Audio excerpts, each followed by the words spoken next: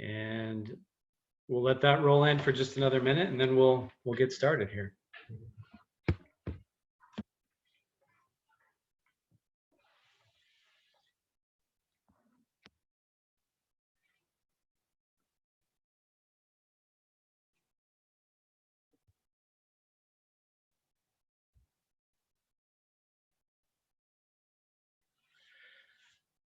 Great.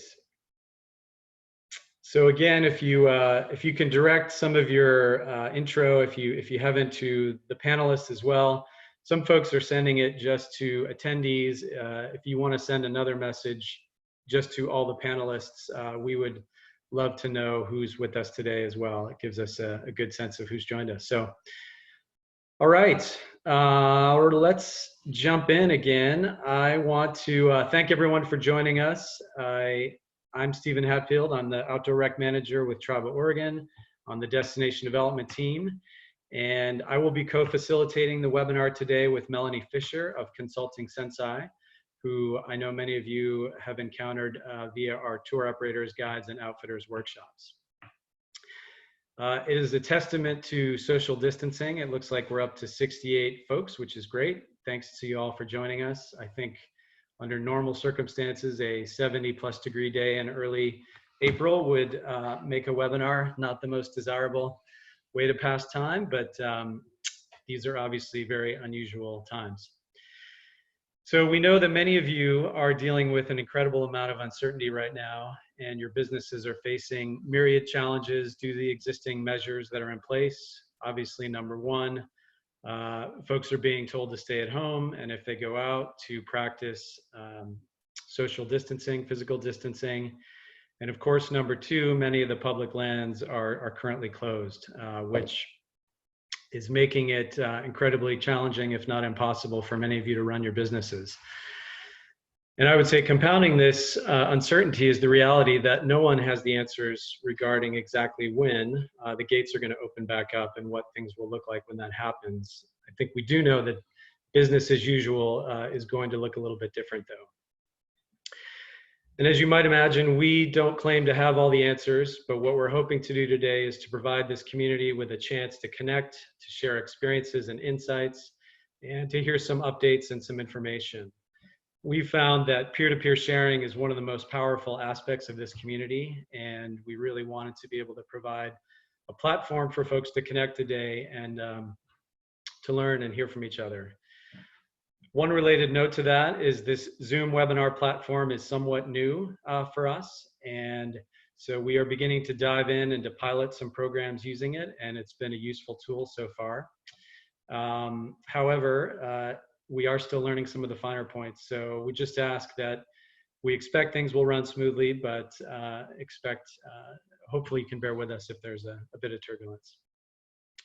So before we dive in, just a quick bit of Zoom housekeeping. Again, you'll see a toolbar at the bottom of your screen. You should see a number of different icons that you can click on down there. One of them is the chat function, which many of you have found, it looks like. Thank you again for taking the time to do that. And I encourage you to scroll through and just see who else has joined us today. You can send direct messages to each other via the chat function as well. So if you see someone you haven't connected with, it's a good chance to say hello. And then there's a separate function that's called a Q&A function. And we're going to be using the Q&A function today. Specifically, that's where you're going to be submitting questions or comments that you want to direct to speakers or to panelists. So please use the chat box as more of a general discussion and commentary function. If you have a specific question or comment for the speakers or panelists, please submit that via the Q&A function.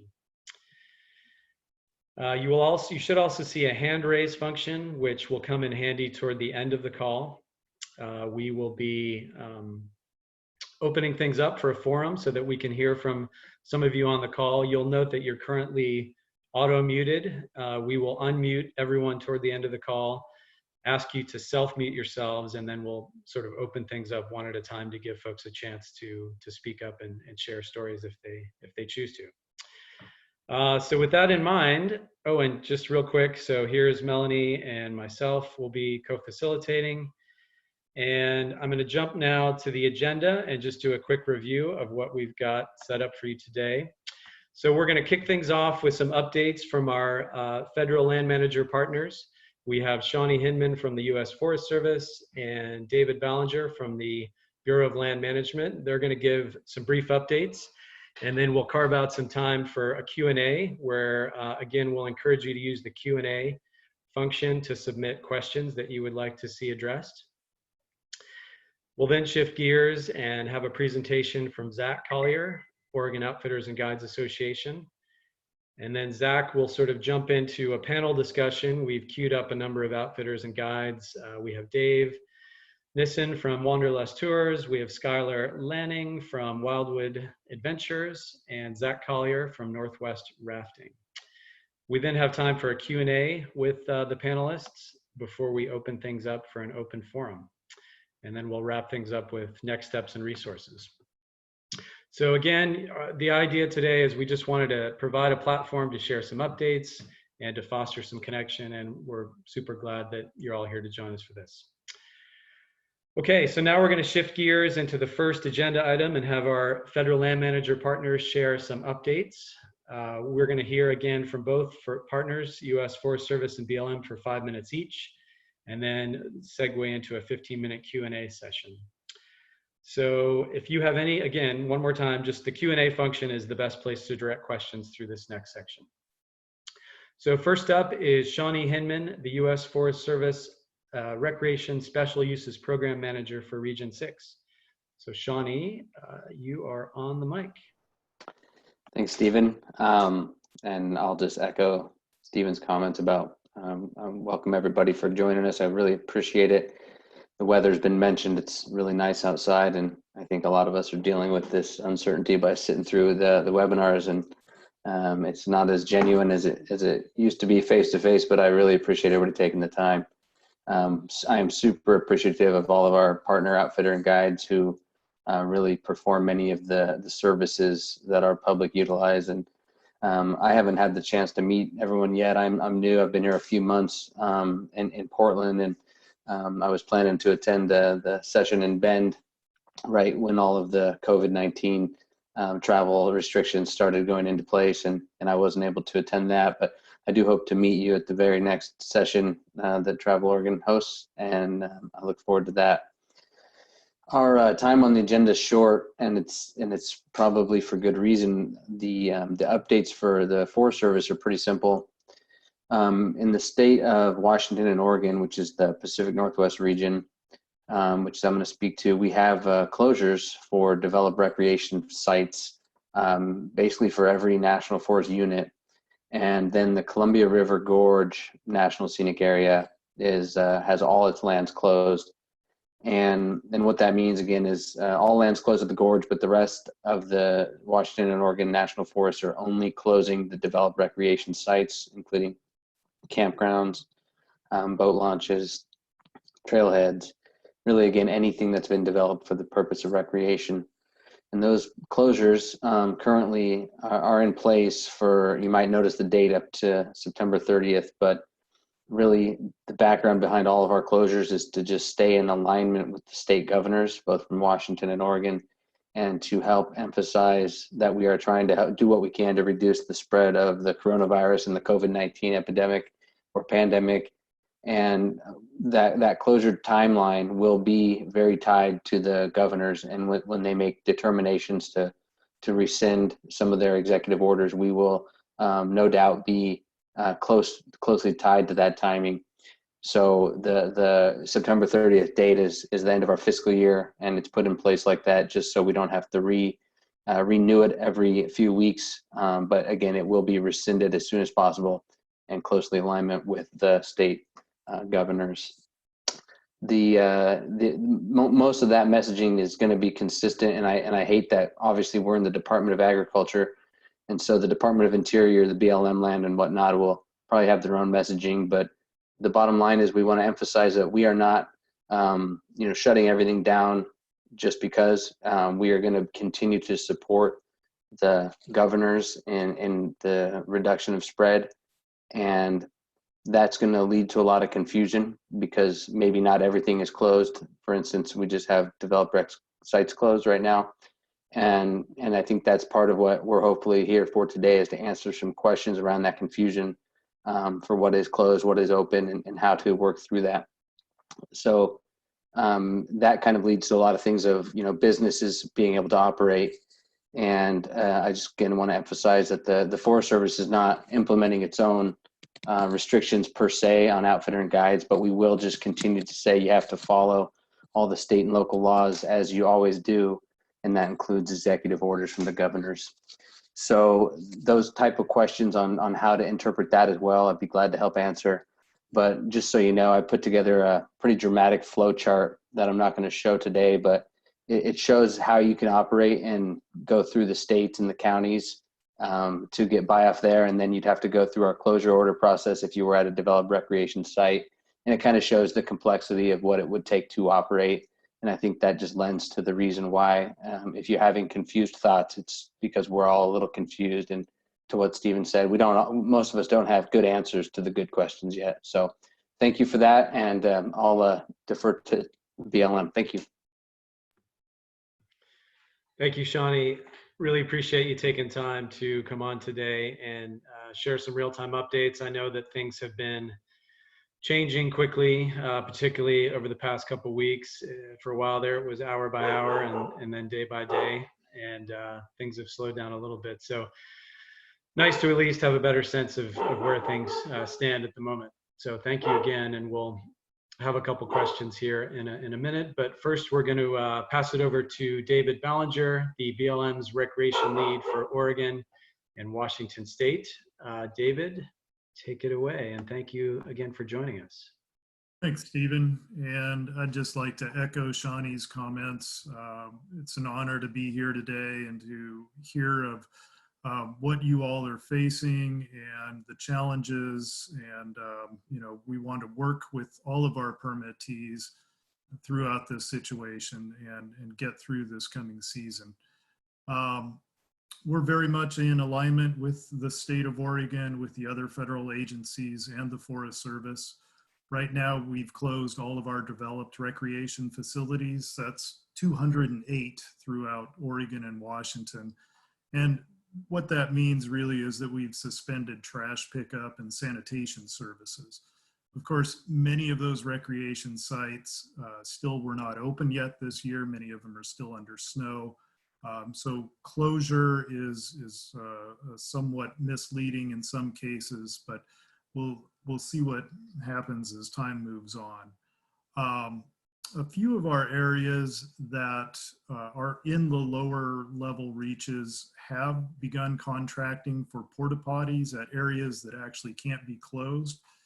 And I should back up and I say, when I use that word closed, it has a lot of different meanings. And for us, it's really about, if there's a lock, we're going to lock it. If there's a gate, we're going to swing it. But this is only on our developed recreation facilities. And as many of you know, our recreation facilities in many cases are in the backcountry or don't have locks or gates on them. So in those cases, what we've done is we've just posted them as closed and we're not servicing them anymore. As the season goes on and as this situation evolves, we will look at timing in accordance with the state of Oregon and the other agencies and look at opening those when we can. These decisions are going to be made in alignment with the state of Oregon. So we'll just have to see how that timeline works out. I just did want to touch on a few of the factors in these closures, and that includes not just being in alignment with the state of Oregon, but really we want to make sure that we are protecting our employees and the public. Another big factor is the personal protective equipment needed to service and maintain these facilities.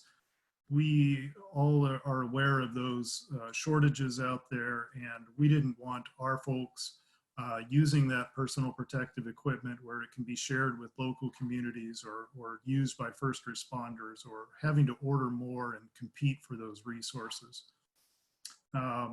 our main message, along with all of the other partners, is that we really want people to stay local, stay within their region, and just continue to follow that guidance.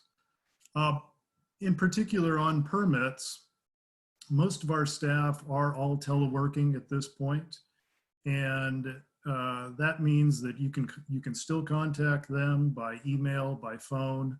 I encourage you to stay in contact with your permit administrators. We, like everybody else, we're experiencing some IT issues and working through new systems.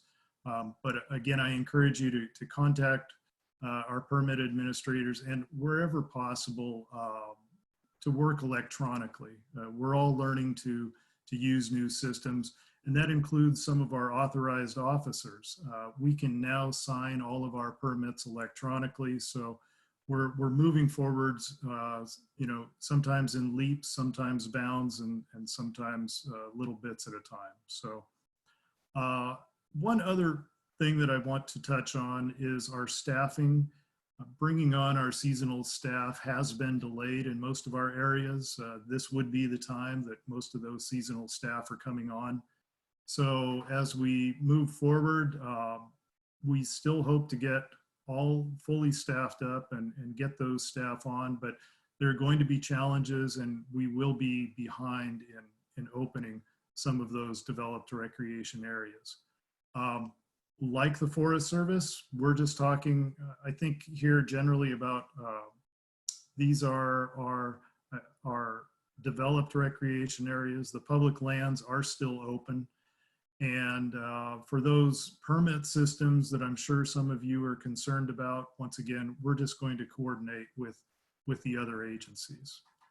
And with that, I think that's all that I have at this time, and I'll turn it back to you, Stephen. Great, thank you, David. So I'm just once again want to encourage folks, this is your opportunity to direct questions to either Shawnee or David in terms of what to expect, anything that they perhaps haven't covered. It seems like they were fairly comprehensive. Again, I think questions a couple weeks ago probably would have been coming in fast and furious. As it is right now, there's only one in the Q&A function. If folks have other things they are looking for clarity on, this would be a great time to chime in. And I think to a certain extent, both Shawnee and David answered this question, but I'll repeat it once again. And if you all have anything to add, I'll open things back up for that. So Sarah Artley asks, can you define closed? Are areas gated, or are day uses still allowed? Can folks park and use the adjacent trails, etc.? So I'll just see if there's any further info that either of you want to provide in response to that question. Maybe go to Shawnee first.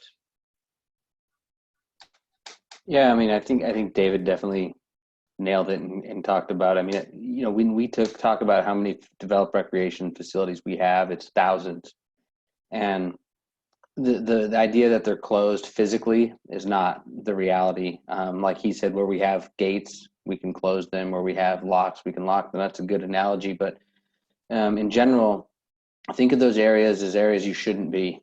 And again, back to the intent of the governor's stay home, stay healthy, save lives, whatever it is. The idea is that we're trying to reduce the places that we have specifically designed to congregate people, like a trailhead or a campground.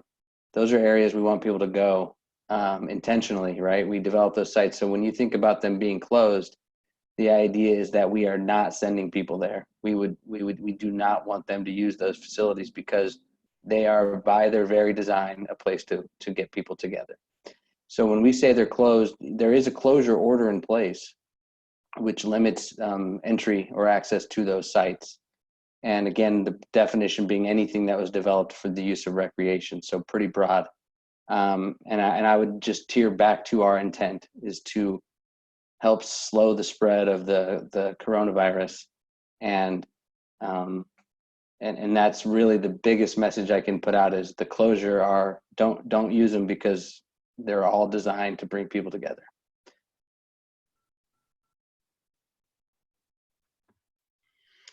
Great. Thank you. David, I assume all good on your end as well. Yeah, I think Shawnee said it well. Great. Great. We have a question from Michelle Emmons. How are the U.S. Forest Service and BLM prioritizing any special events permits that have requested reschedule due to the virus closures? Seems that there is going to be a huge impact to public lands with all of the folks trying to push and reschedule to the fall. So why don't we start with David on this one? Sure, those are great. That's a great question. And from our statewide standpoint, I know that that's something that our folks were already having discussions about, we're already looking at. And those decisions are made within those local offices, trying to balance the uses. We have some offices that are very busy with special events, and then some offices that aren't. So again, I'd encourage you to talk to your permit administrator and see what they are thinking of. Although it may be a little early, but if you are thinking of rescheduling, it's never too early to get a hold of your permit administrator and to suggest some alternate times or just begin that discussion.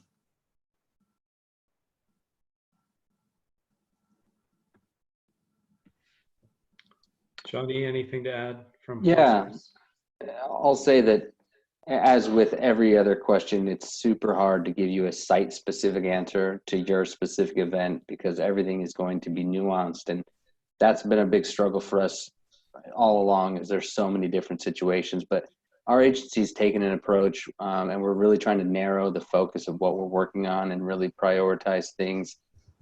We have 3 top things, and those are going to be the health and safety of our employees, our families, and our public. The number 2 is going to be our emergency response and preparedness for things like wildfire and other things. And number 3 is rural economic support. And so I'd say some people don't hear recreation in that, but we do. In the number 1, the health and safety of our employees and our families and the public. And in number 3, the rural economic support. We think that recreation and events that are permitted on national forest and other agency land are a direct tie to those things. So I would say that, again, you're going to need to work through your specific permit administrators and line officers and authorized officers to understand in each location specifically how you can work around to reschedule and whatnot. But I will say that we are continuing to bring recreation up to the table as one of the main economic drivers for a lot of these communities. And as much as we can to highlight the connection to the recreating public to those rural economies, and also, again, inversely, the impacts that big gatherings can have on health and safety. So it's a complicated puzzle, but I would say we are prioritizing the overall concept of us getting back to business and getting back to providing some semblance of the opportunities that the permits provide. As far as the nuances, though, it's going to be really site specific. So please reach out to those locals. Great, thank you. Question looks like Forest Service specific. Will the U.S. Forest Service look at individual areas separately to see if an actual hazard exists to reopen? Are snow parks that access undeveloped areas closed? The message to recreate locally in urban areas seems to exacerbate the problem. Wondering why the U.S. Forest Service would recommend that versus the wide open spaces of the unimproved areas. So I'll say that the idea is that we want to be as in alignment as possible with the governors. And so you might ask yourself, to get to a snow park, do I have to do unessential travel? Or things like that. So if you look at our closures and look at the governor's executive orders, you might find why it might not make sense just plainly that snow parks are closed. If you look at the executive orders, non-essential activities should not be happening. And that's partly why you'll see a lot of sites that are closed, including snow parks, which we do think are developed recreation areas, to be closed, because that supports the governor's executive orders that non-essential activities should not be happening. Now, with that being said, there's a lot of nuance. If you're not parking at a snow park, the general forest area in most places are not closed.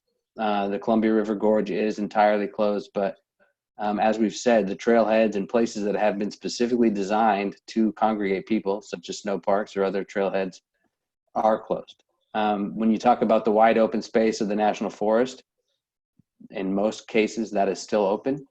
But back to the governor's executive orders, traveling to get there may not be in alignment with those orders. And so we are doing everything we can to stay in alignment. And that's why a lot of the nuance comes up and why certain sites are open and closed. In the short term, we're not going to be getting more specific. And I think that's a lot of the unknowns is what does it look like for us to open? How will we open? When will we open? And the timing. And David alluded to, we're going to be short-staffed and slow, and we're going to bring on employees later than we normally would. And so that'll all play into it. But I hope it makes sense that mostly, again, if you think about aligning with the governor, that's where we'll fall in a lot of our decisions. Great, thank you. We have time for at least another probably question or two. We have one here from an anonymous attendee saying, our employees have been laid off and we've been trying to find ways to support them too. Might there be opportunities from the federal land management agencies to utilize these skilled laborers while guiding is effectively shut down? Examples given such as trail work or perhaps monitoring closed areas. David, you want to start with this one? Well, I think it's a very interesting idea. You know, the federal government hiring process is not known to be the most nimble, unfortunately. So I don't have a quick answer for that. Well, guiding is effectively shut down. You know, we have open hiring for seasonal labor, but for our seasonals, but those are typically 6-month positions. There may be some opportunities that could arise through contracting. Those tools are being looked at right now. That's also generally not a very nimble avenue for us, but it seems like that the folks in charge of those systems are looking at doing different things, including increasing our purchase limits for different things. So I don't have an answer at this time.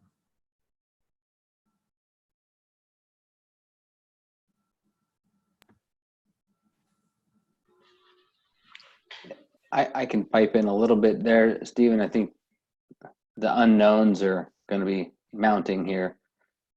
We do intend to provide some sort of opportunities as they come up. We have many teams that have been formed around this, and a team specifically around our, again, our rural economic support. We don't have any specific things we could lay out today, but I do know we are thinking in that sort of way that what can we do? Where can we do it? How can we fold in a lot of our skilled labor from permittees? We have a similar problem with our campground concessions where we might have folks who are local with skills that we need. And so we are trying to think ahead that way. As far as the specifics of it though, we're just not there yet. And I think we hope to narrow that down, but know that we are thinking about everybody. We do believe that you're some of our most valuable resources as part of our partnership with you. And as soon as we know more, believe me, I think we'll be trying to get that information out. So thanks for the question.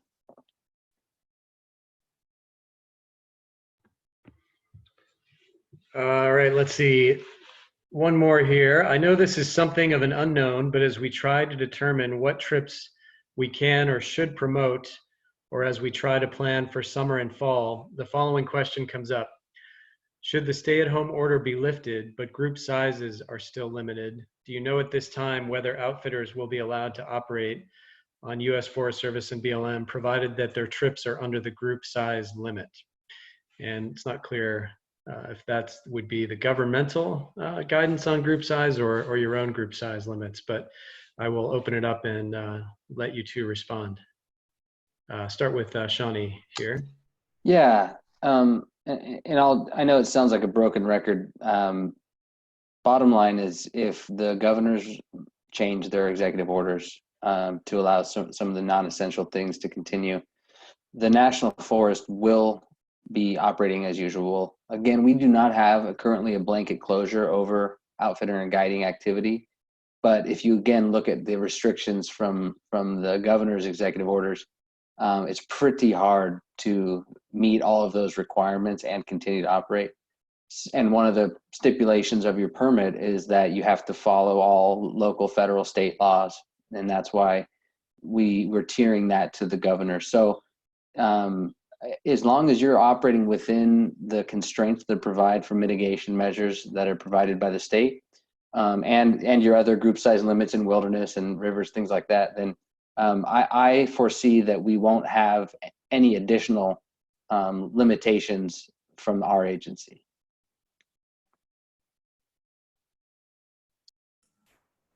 Yeah, I would just back up Shawnee on that.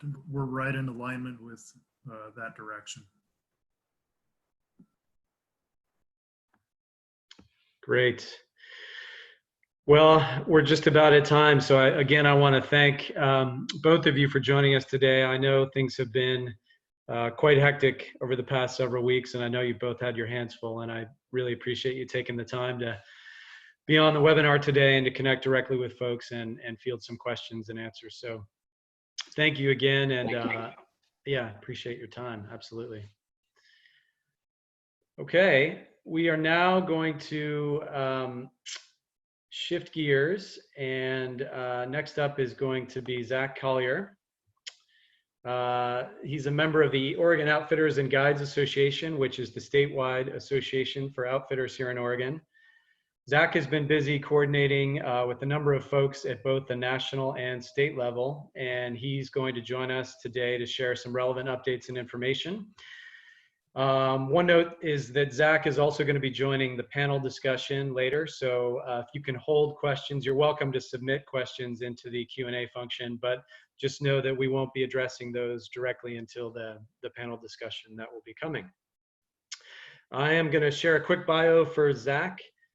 Zach is a Boy Scout that discovered kayaking in college, which eventually led to river guiding. After working for Echo River Trips as a guide, trip leader, area manager, and general manager, he founded Northwest Rafting Company on the Rogue River in 2009. NWRC now runs ridiculously fun trips on the Rogue, Middle Fork of the Salmon, Illinois, and Owyhee rivers, as well as a few select international destinations. Zach, I'm going to pass the mic to you now. Well, let me see if I can get this going. Hold on, share screen. There we go. Cool. Hopefully you guys can see this. I'm just going to run through a quick presentation, and I need this presentation as a crutch. So thanks for kind of watching along. I think in the big context, other crises we've had in the past, and for me, one of the big ones is just the internet. The internet changed outfitting quite a bit, and a lot of outfitters back then really struggled just adapting to the internet. A lot of them thrived at the end of it. And soon after was a dot-com crash, 9/11 happened at the same time. And then in 2008 was the housing crisis. I think that the two middle ones weren't as hard on us in a lot of ways because they happened after our seasons. And where this is happening at the beginning of our season, which is pretty brutal. And my opinion is this is kind of like all three of those at the same time happening to us, which is rough.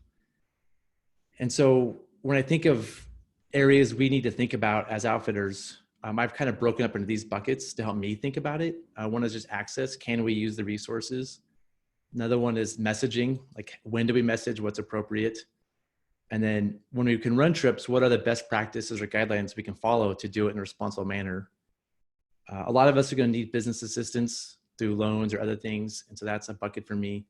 And then finally, how do we take care of our guides and staff? Because it's our responsibility as employers.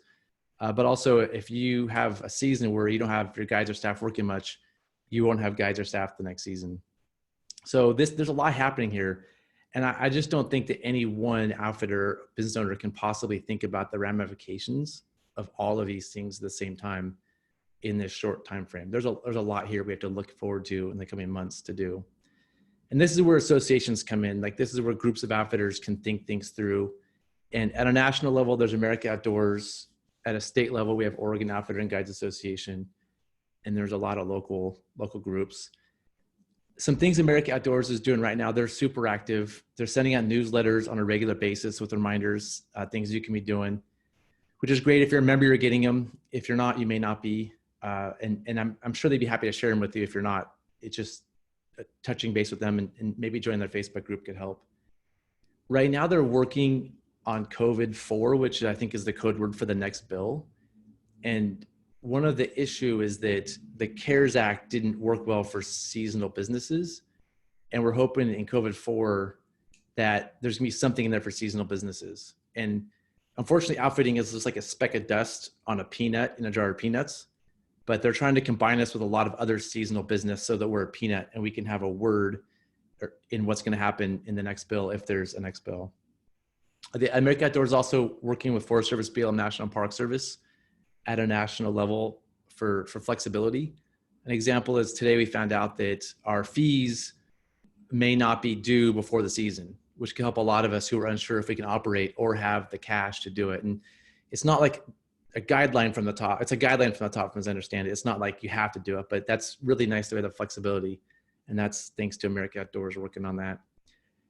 They're doing tons of webinars, and they're also working on expanding the Trails Stewardship Act to put outfitter and guys to work on the maintenance backlog. So I know that was a question asked earlier, and that's something that the America Outdoors is trying to have happen, so that if we have minimal seasons, there's other opportunities for work for guides and outfitters.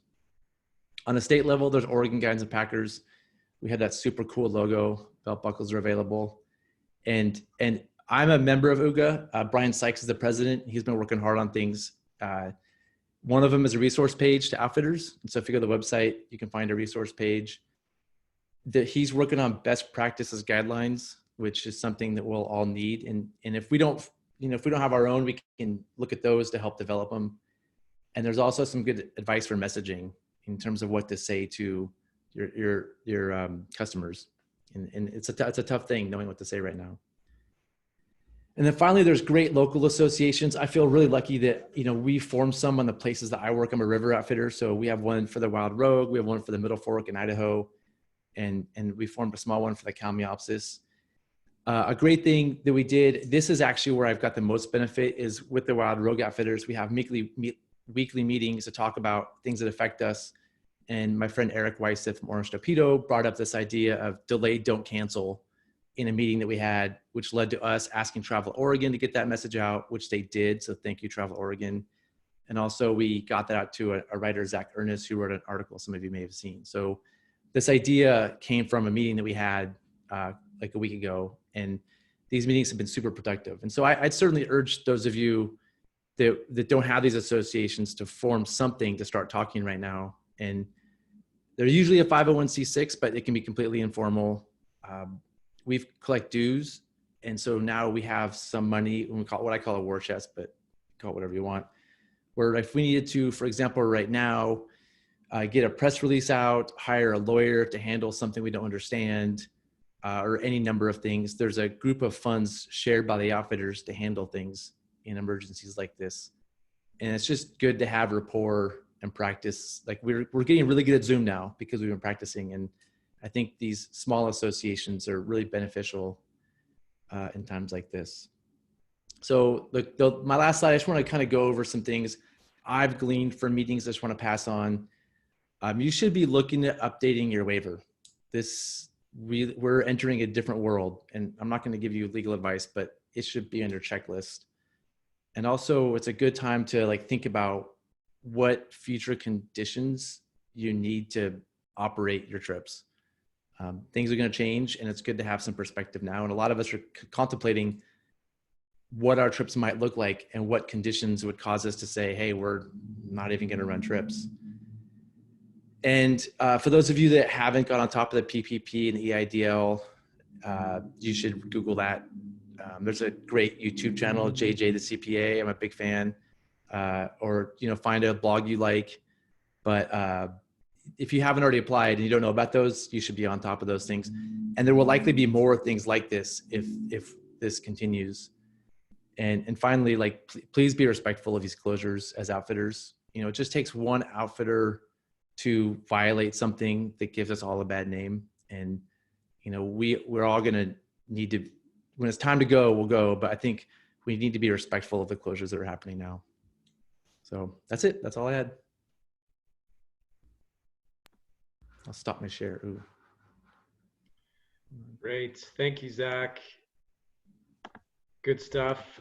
I really appreciate you coming on to share those updates. Zach's going to be sticking around for the panel discussion. So if you do have questions that you'd like to see some follow-up on, please go ahead and submit those into the Q&A function. So again, this next phase, I'm going to hand off facilitation here in just a minute to Melanie Fisher, and she's going to take it through the end, and I'll be back on at the end to wrap things up. But this next section is really about fostering more of the peer-to-peer sharing and learning that this community is so good at. So I want to hand it over to Melanie, but encourage folks to be submitting both your comments in the chat box, but also your questions that you'd like to see responded to in the Q&A function. So Melanie Fisher, take it away. Hi everyone, greetings. It's great to see a lot of your familiar names on the list. A lot of you are familiar with me as ex-co-owner of Cogwild Mountain Bike Tours in Bend, Oregon. So definitely am familiar with where you all are at, and we have compiled a bunch of questions specifically, to be helpful for all of us through these trying times. So joining us today is Zach, who just spoke, and we also have Skyler Lanning, who is the owner of Wildwood Adventures, and they are a Portland-based sightseeing and hiking education-focused guiding company, and they specialize in crafting tours for a variety of destinations. Also, we have Dave Nissen from Wanderlust Tours in Bend. Him and his wife, Alita, they started their tour in 1993, their company, and offer year-round tours with the daily mission to inspire people with the natural and cultural history of Oregon to ensure understanding, appreciation, and protection for the environment. So thank you all for joining us to answer some questions.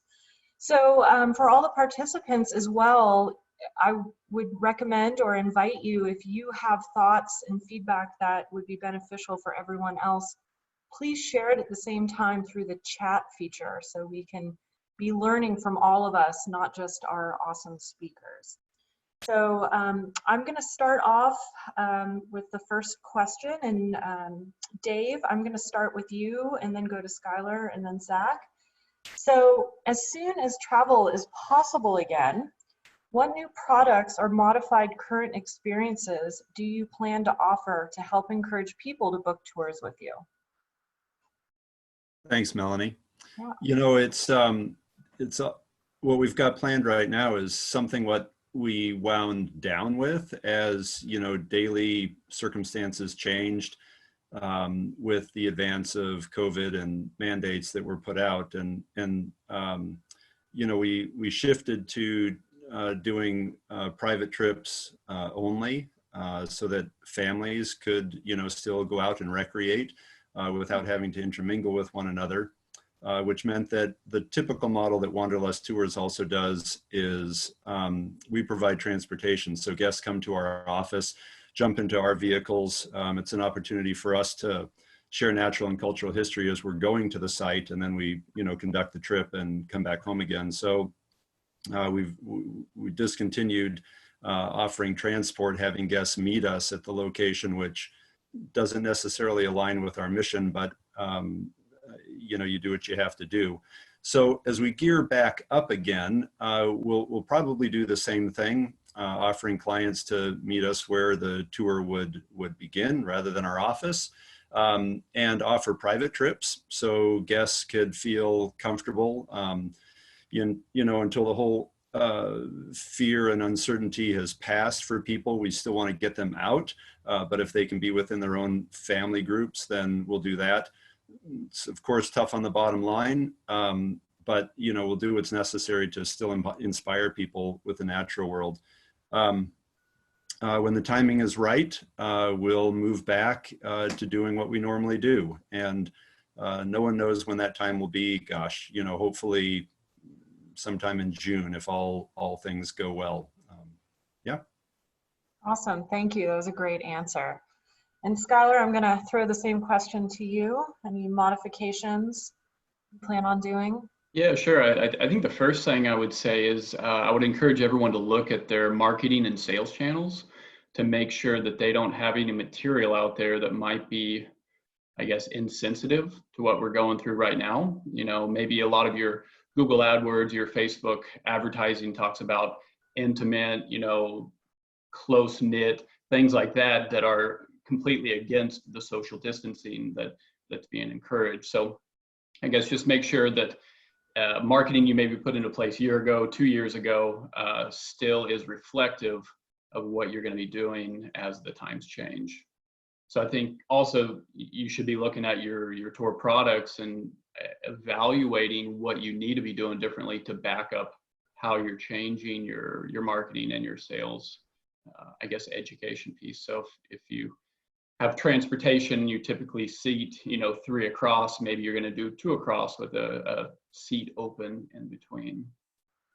And then the third part that I think is really important is creating an FAQ, probably on your website. Probably want to do 2 FAQs. One would be for your customers. And for that, you want to highlight things about what do your cleaning procedures look like? How have you changed your tour products in light of the coronavirus and things you're doing to mitigate? And then you would want to have a second FAQ, which would be for your actual guides, so they know how to deal with sensitive situations. One of the biggest ones that I foresee is if somebody shows up to do an excursion or a tour and they're sick, say they have allergies, say they're coughing and sneezing and they're around the general public, you're going to need to arm your guides with really good, clear information on how to deal with that. Because otherwise, if it's left up to, I guess, decision at the time, it's going to be pretty tough and you might have some very upset customers. Awesome, thank you. All right, Zach, any thoughts as well? Not really. I'm struggling on this one a lot, actually. I think a lot's going to change in the next month or two, and it's going to dictate it a little bit. We do multi-day trips, and they're typically 20 people plus guides. And so how we can salvage that, I'm not exactly sure and what that looks like, but I feel like we'll adapt as things change. We do a lot of training. A private boater, like people that raft on their own, they come to us for training. And I say no to a lot of it, and I'm now saying yes to all of it, because the one-on-one training is something I know we can do when things get better. But how we adapt the access we have to certain rivers, I'm not sure how that's going to look. Thank you. And I think you bring up a really good point that what is going on now is very perplexing for all of us, and just really understanding the best way to navigate through that. And, you know, hearing from all 3 of you, definitely is changing our products, and then also just, yeah, everything that we have online, from social media to our websites, making sure that we're addressing what's going on. So very useful. All right, the next question that I'm going to ask, and Skyler, I'll start with you this time. Are there creative approaches that can help bring revenue in the door in the near future? Yeah, I'm afraid I'm struggling on this one, much like Zach is. I have racked my brain with it. I mean, honestly, in the very near term, there are very few options, because our tour products are centered around people being close, you know, being together in the outdoors and in nature. So I don't have a lot in terms of creative tour products, but I think that when I look out to the future, and at least over the coming 12 to 24 months, with sales most likely being down somewhere between 20 to 40%, what that does is it frees up a lot of excess capacity. And so when I look at that capacity, I start thinking about what can I be doing with it? Because a lot of us already have our costs baked in through our permitting fees and the licensure. So maybe we can use this as an opportunity to give back to some of the entities that are really stepping up.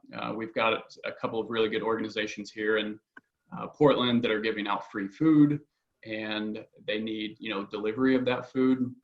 We also see other instances where the healthcare workers, you know, are working overtime right now, but they're going to want a vacation in the future. So after this blows over, you know, if I can donate some tours to, you know, the hospitals and get some of those people, I guess as a reward and as a thank you, I'm looking at what are some inexpensive ways that I can kind of give back and show some gratitude through that excess capacity that we're going to have.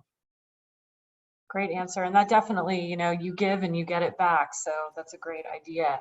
And I just want to open it up to all the participants. If you have any thoughts on this, please feel free to share them in the chat as well to kind of spread the ideas for all of us involved.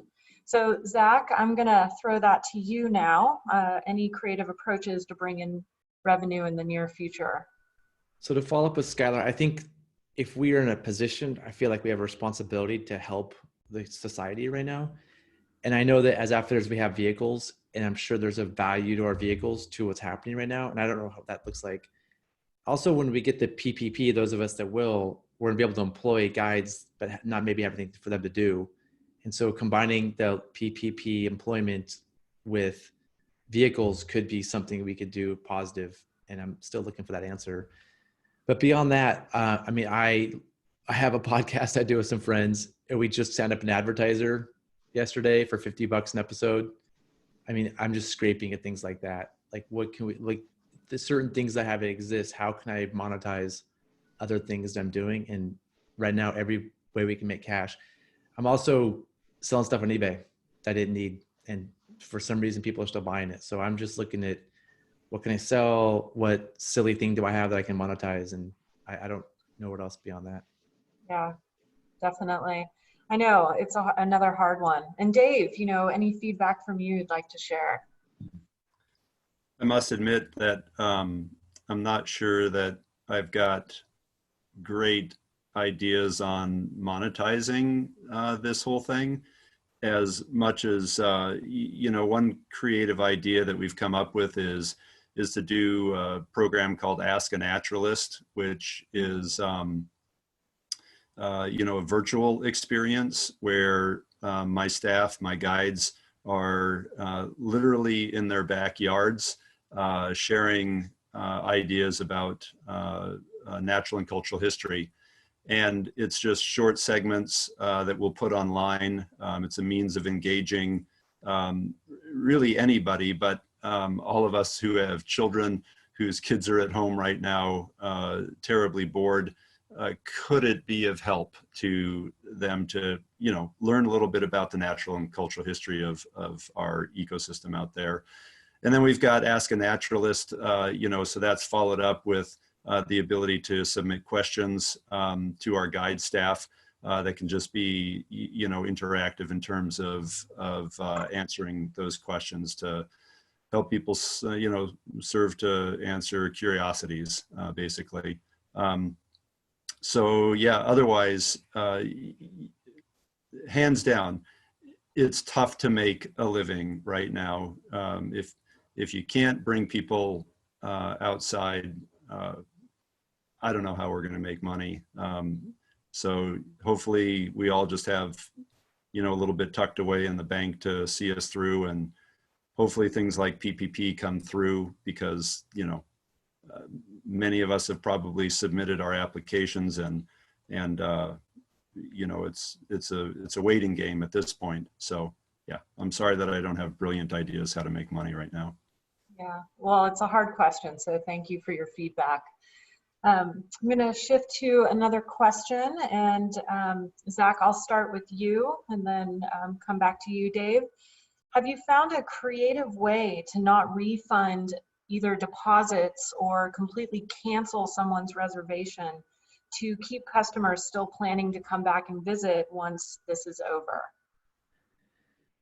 I mean, I don't think it's creative. I'm personally, I mean, we're a size business where we're not huge. So I'm personally doing every phone call, every email right now, and individually talking to every customer. And I feel like, you know, if I don't have like a one size fits all policy. I have a suggested idea. Here's what I think I suggest our customers do. And then let's talk about it and see what works. And so for me, it's just being super hands-on as an owner, and then being responsive to what our guests need right now. Great. That is good to hear. And Dave, yes, how about for you? Aligned with Zach on that. You know, Wanderlust has clients who are both FIT as well as group, and group trips clearly had to pull the plug on what they were doing, and it's very difficult for you know, a corporate group to, if they were going to be here in April or in May, it's very difficult for them to shift gears and plan for something in August or September. So we had to refund every single group trip. And initially we took those refunds through May 15th and said, thank you so much. We hope that you're able to come back in, you know, again in the future. For our FIT guests, you know, a lot of them are coming from Oregon. A lot of them are repeat customers. Those people who know Wanderlust Tours well, we have found that they are willing to keep the deposit on hold. Those who are coming from further away were less inclined to keep that deposit on hold, being uncertain, you know, having to travel further, how long it would take for them to, you know, get back to Bend. So we, you know, have been refunding, of course, all of their deposited amount as they request. So that's the way we found it appropriate to handle. I mean, it would be the same thing if any one of us were in that position.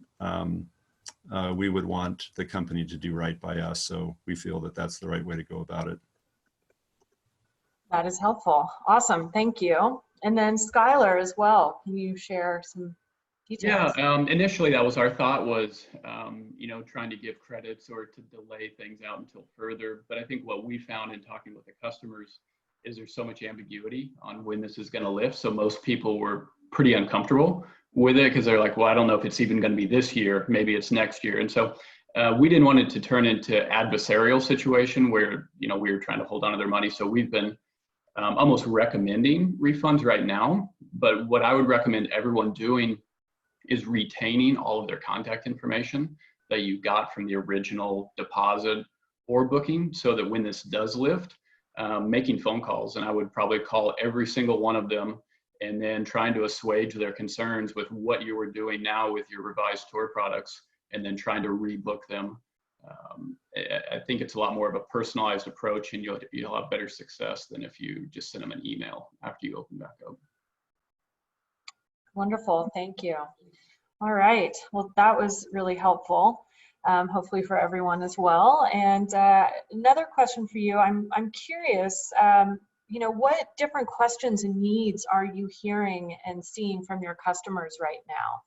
Just to see across the board, is it the same or is it different depending if you're doing fit or group or multi-day tours? So Dave, why don't we start with you? Then I'll go back to Skyler. Melanie, I'll be frank. I mean, the customers don't have any questions as to how we're going to be doing it because the phone is literally just not ringing. Yeah. People, I mean, and rightfully so, the mandate from our governor is to stay home, stay put. Yeah. And, you know, people have to respect that. And I believe they are. We're not answering any questions from our clientele base right now, other than, you know, may I have a refund? Would you like to keep the refund for a future trip? Yes or no? Thank you. We'll see you in the future. Really, that's it. There's nothing being asked. Got it. Well, thank you. It's interesting even to hear that of what's going on with our tour providers. Skyler, are you having the same scenario? Yeah. To echo Dave's point, beyond the refund discussion, that's at the forefront of most customers. They want to make sure that they're going to get their money back. The question that I've gotten quite a bit is people are asking, when are you going to open back up? And they have general questions around, what's going on with the park system in the Pacific Northwest. So I've had to be pretty vague on the phone with a lot of people because there's so much ambiguity. But a webinar like this, where we get to hear directly from the Forest Service and the BLM, helps us at least message that back out to customers. Maybe they're not even going to tour with us, but they're going to try and go somewhere on their own. We can at least give them better guidance on what is acceptable. Definitely. And before going to Zach, I just want to add in, I mean, that's a really good point. It's nice to know that people are still seeing you as a resource for information of any sorts on what's going on, and something for everyone to think about, of using your Facebook and social media pages as a place to keep people coming to through this, so they are still keeping you in mind and wanting to see what you're up to. All right, Zach, thoughts? I mean, what Dave said is spot on for me. The phones are eerily quiet. When it does ring, every time I get a pit in my stomach, I'm like, oh man, here's more money I'm giving back. And it hurts. So I almost don't want the phone to ring when it does. Usually lately it's been a spam caller or whatever, a robocaller, but when it's not, it's definitely always a hard conversation that hurts. Wow, to think that spam calls are welcomed is... No, I'm stoked. Like, oh yes, it's not somebody wants their money back. Not a great point. All right, so we have a couple more minutes in this, so I'm just going to open this to the three of you.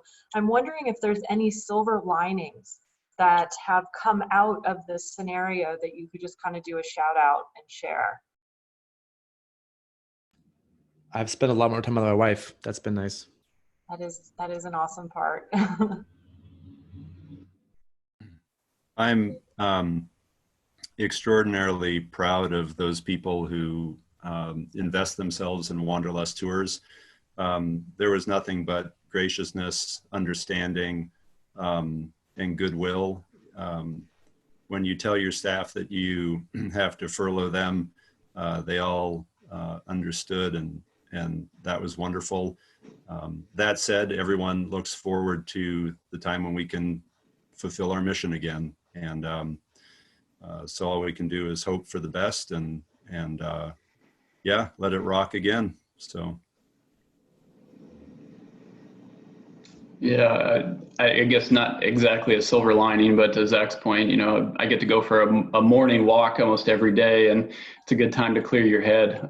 You don't get to do that. Like a Monday is really a Saturday, or you could look at it, Saturday is really a Monday. I don't know how you want to, what your perspective is, but yeah, I think it's going to be really interesting because we are living through unprecedented times, and it's hard to see the silver lining just yet because you don't know how all the chips are going to fall. But ultimately, I think this is an opportunity for, companies to kind of show their true colors, batten down, find where your inefficiencies are and find a way to become more efficient, cater to your customer better. And I think for the companies that do survive, they're going to come out of this stronger, and maybe there'll be less competition for the number of people looking to book tours. So holding on to that hope.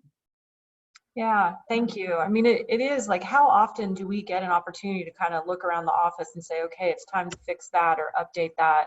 We're either in the middle of it or you're so excited for a break, you don't want to think about those things. You're in burnout. Yeah. So yeah. I've been really impressed with these webinars and, other Zoom meetings with people, because it's a really cathartic feeling to have that sympathy and empathy with other people that are struggling and going through tough times. So maybe in a way we're all going to be a somewhat closer society when we come out of this, because we all survived a pandemic kind of together. Let's hope so. That'd be a great perspective for sure. All right. Well, thank you, the three of you. We're going to shift gears, although please stay tuned, because if people have questions, I do want to make sure that you are available to answer. For everyone who is participating, your we're going to switch over so you can participate. And so what that means is all of you will be unmuted. And what I would request is, as soon as you see that happen, can you actually please turn your mute back on? But this is if we call on you, then you will have an opportunity to unmute. So in the bottom, you'll see in the middle, there's the chat, and then there'll be a raise hand option in question and answer. So if you have something that you would like to share or a question that you would like to propose that isn't so much specific to, you know, exactly what you offer, but to everyone who's participating, you know, please use the raise hand and we will call on you.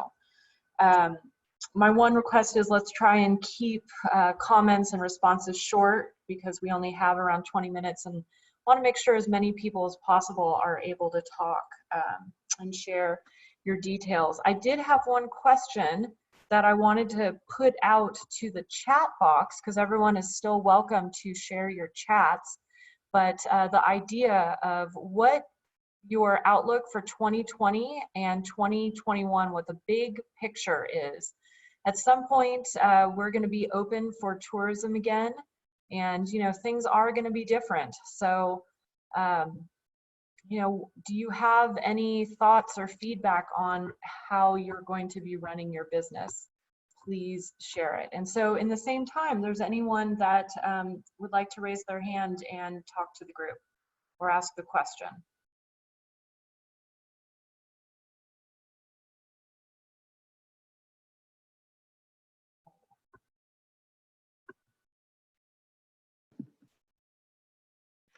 Well, I'll contribute just a little bit because I've redone my 2020 and my 2021 forecasts in terms of sales.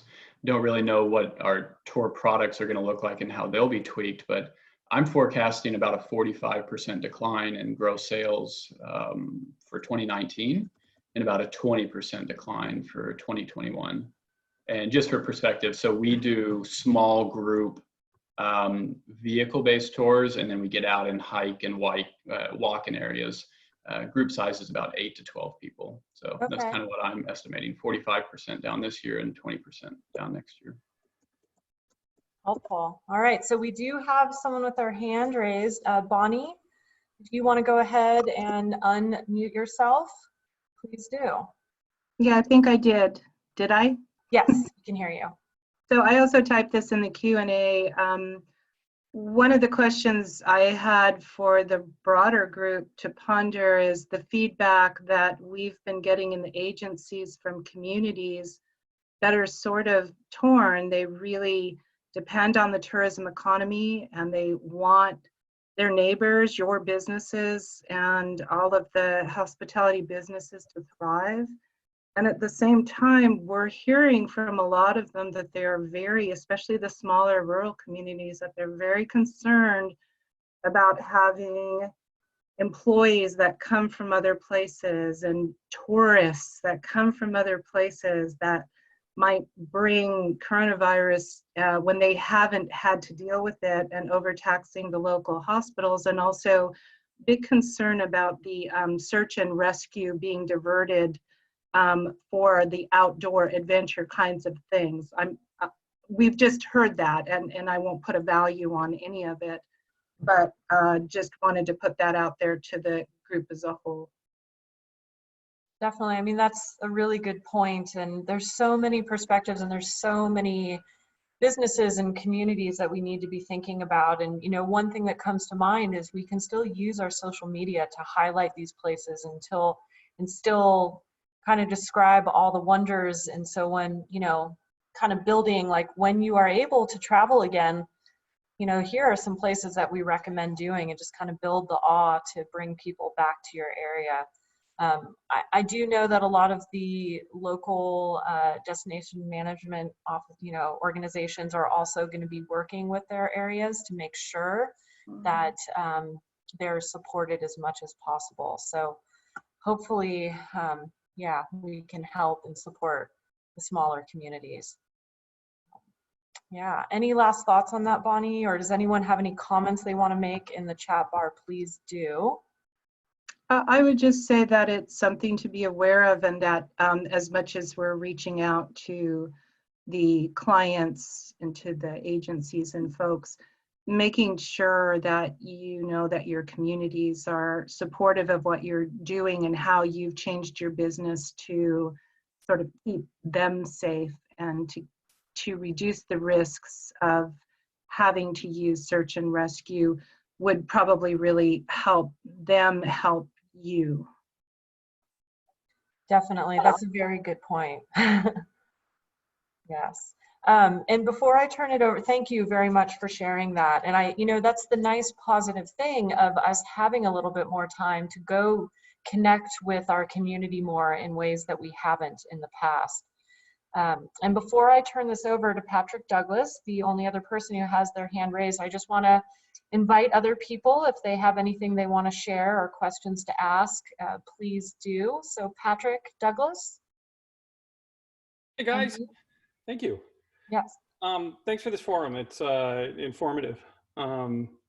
So, like everybody else, we took it a hard hit this year with the helicopter company. I think we're 80,000 lost in bookings we just handed back. Right thing to do. It's very painful. So there are three crises that we're looking at here. One is the COVID crisis. The next crisis is going to be the financial crisis. And the crisis after that is going to be a mental health crisis. And the way I'm looking at it, we can work with the next two crises as an outdoor source here in Oregon. And by that, I mean that, when you fight a forest fire, they never fight a forest fire against the line. They always pull back a few miles. And that's called defensible space. And they allow the fire to come to them and they retool for the fire behavior. And what I'm seeing with my fellow operators and a lot of folks is they're fighting the fire right at the line. They haven't pulled back to that defensible space. For me, it's 2 years. I'm looking at this thing as a 2-year event because we have waves of this coming. And as soon as I reset my mind to 2021, I found that the daily is, rope-a-dope against the daily shocks. I was looking at this within a 2-year lens. So what do I mean by these next two crises? The financial crisis means that nobody has any money to spend. And the mental health crisis means that we have a lot of people who have pent-up anxiety, and the outdoor cures pent-up anxiety. So one recommend that I might say to the operators is that we start looking at this thing more as a comeback plan. What is the comeback plan? And how do we work together on that? And that also includes hotels and everybody. If hotels can drop their prices, we can drop our prices and make this entire region a very, very, for 2021, a very financially easy place to get in and out of, including restaurants and everyone. Then we start to address that financial crisis, but that mental health crisis is critical. I mean, Dave's operation addresses that in a beautiful way, rafting. I mean, I don't know anyone that doesn't go out the outdoors and feel whole again. And after 2020, 2021 is the rebound year, probably second quarter. And that pent-up anxiety, that pent-up desire to come back is when people are going to be flooding into the region. And that holistic idea of this is your mental health break, this is your soul refilling replenishment spot is a message I think works well with them, but it has to go hand in hand with a discounted region. So I may say to everybody, start looking at 2021 and all the partners you have, local food carts, everyone, and just say, look, if we can all take a haircut for 20% in 2021, then we allow people to come back easy on the wallet and refill their souls. So by the time we hit 2022, we are rocking again. That's my 2 cents.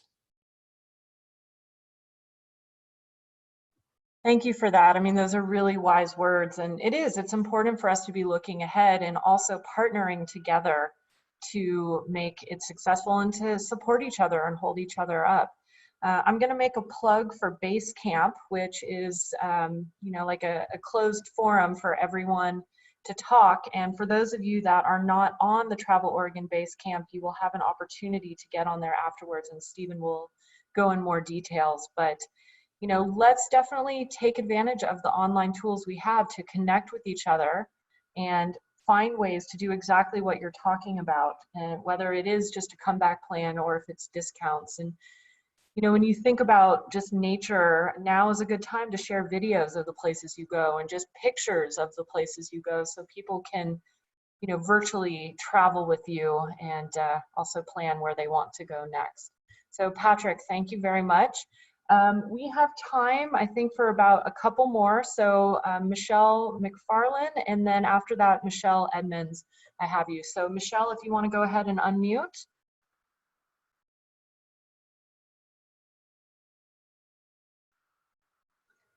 Michelle, Hello? I'm not sure, are you still with us?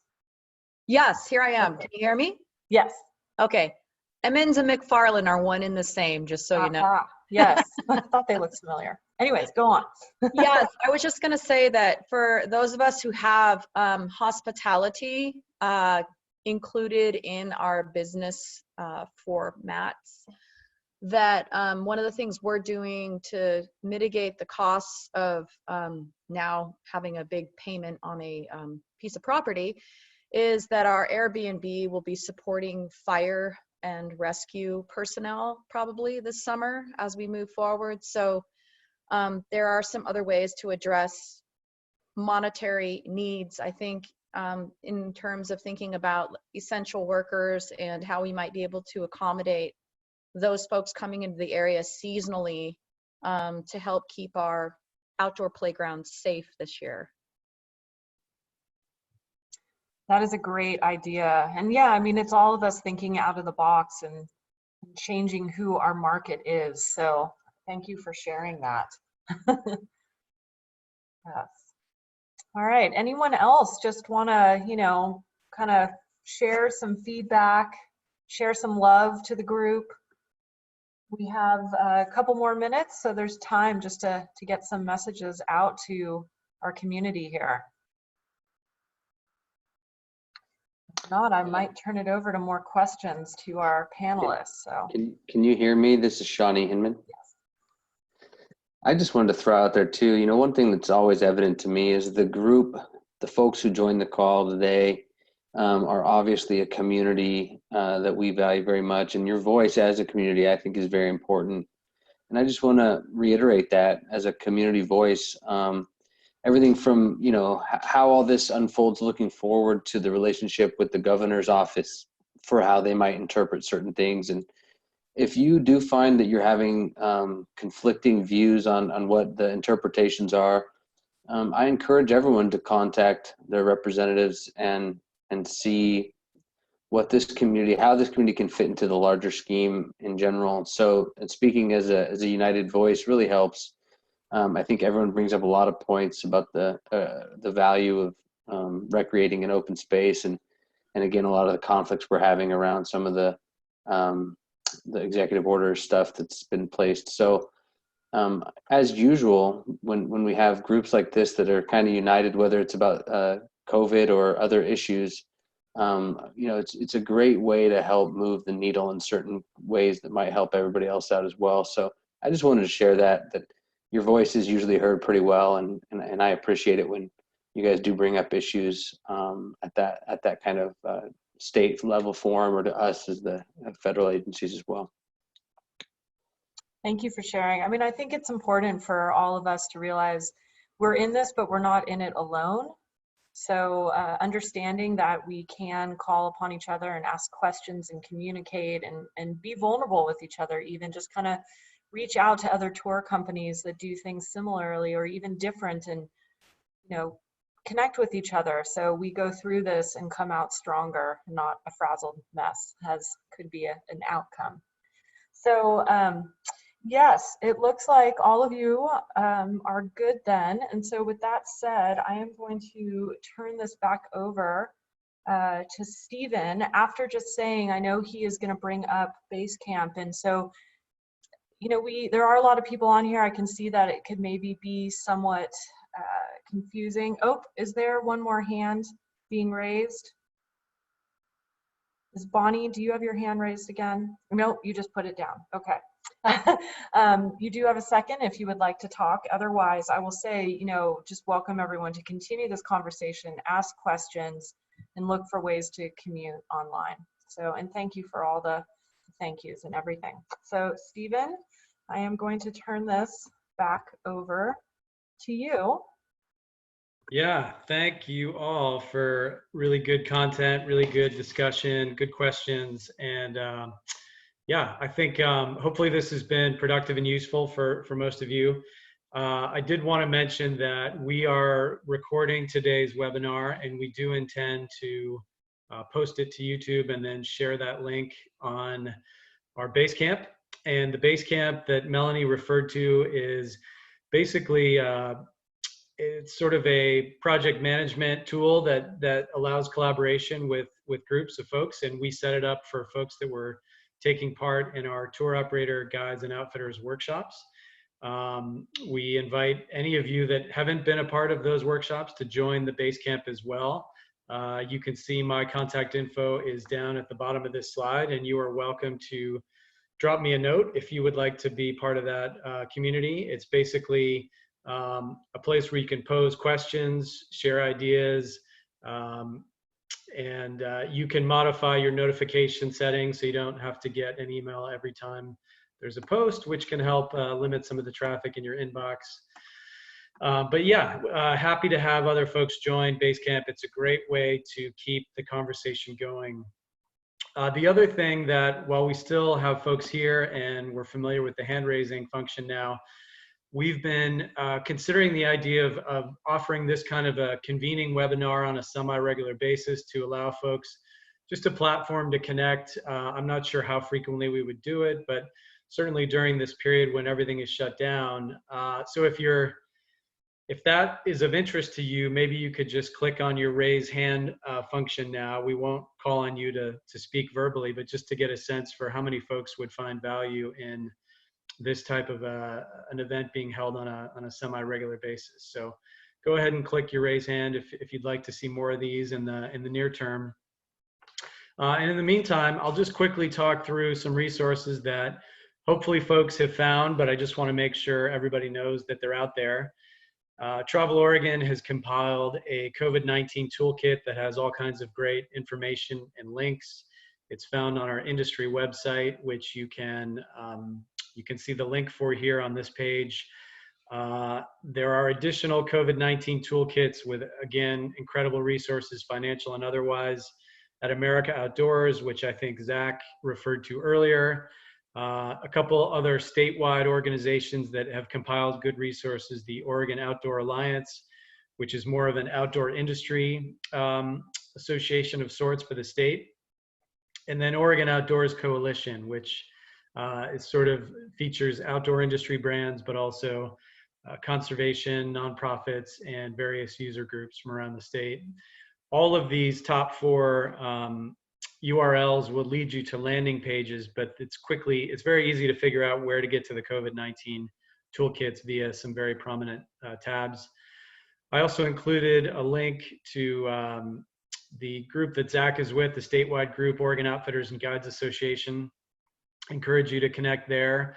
I think the other big take home from today is encouraging folks to foster more local and regional collaboration. I saw some interest in the chat box in terms of creating some stuff on the Willamette, and I encourage all of you to, even if it's reaching outside of the operator and guide community and tour operators and connecting with other businesses and finding ways to host regular Zoom calls, sharing best practices, just connecting with each other and finding ways to partner.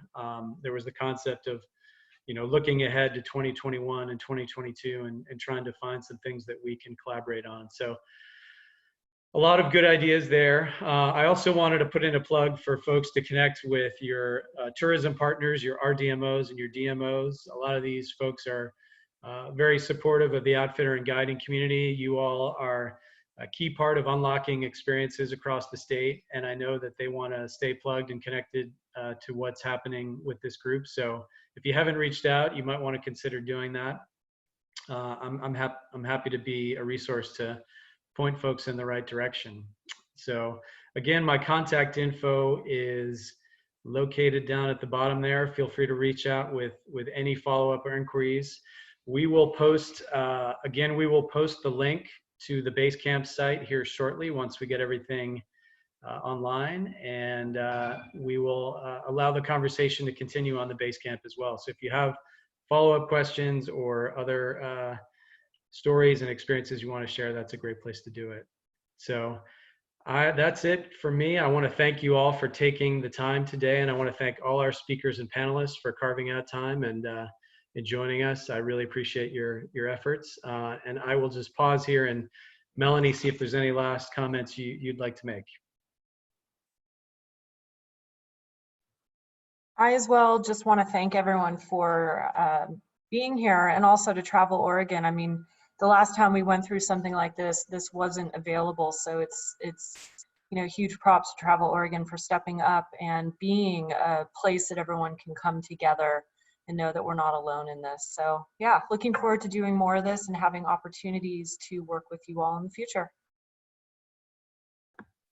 Great. Thanks, Melanie, for your work as well, and appreciate it. And thanks, everyone, again. We're going to wrap up a couple minutes early. Go enjoy some responsible sunshine, and hope to see all of you very soon. Thanks for doing this. Thanks, you guys. Great to see all of you. I know, same. Thank you. Thank you all so much. Yes. Yeah, let's do it again soon. Oh yeah, Zach, what's your podcast? I just saw a comment.